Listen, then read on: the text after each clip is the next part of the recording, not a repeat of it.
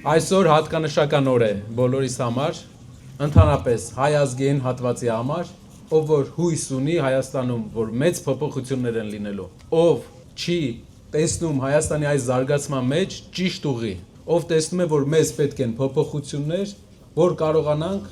ավելի ակտիվ զարգանանք։ Շատ ենք մենք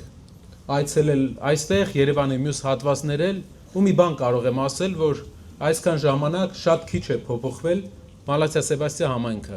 10 տարվա ընթացքում շատ քիչ է փոփոխվել, իսկ աշխարհի մյուս երկրների, քաղաքների այսպիսի մեծ հատվածներ շատ հեղափոխական փոփոխություններ են ապրել։ Դրա պատճառը մեկն է, որ երկրի ղեկավարությունը պետք է ոչ թե գնա քահանաների հետ կռվի, ոչ թե թմբուկ նվագի, ոչ թե ուրիշ բաներով զբաղվի, որը ընդհանրապես կապ չունի տնտեսության հետ, պետք է զբաղվի երկրի տնտեսությամբ, մարդկանց կյանքը մի փոքր ավելի լավ դարձնելով։ Իսկ ինչու է նա զբաղվում հիմա նրանով, ինչով զբաղվում է, որտեղ մենակ դրանից է լավ հասկանում, որտեղ իր ամբողջ կյանքում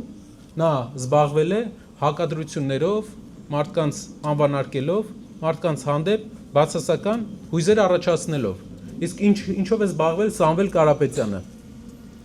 Աշխատանքով զբաղվել է աշխատատեղեր ստեղծելով, իր ամբողջ կյանքը զրոյից նա ստեղծել է աշխատատեղեր, մարդկանց համար լավ բաներ է արել։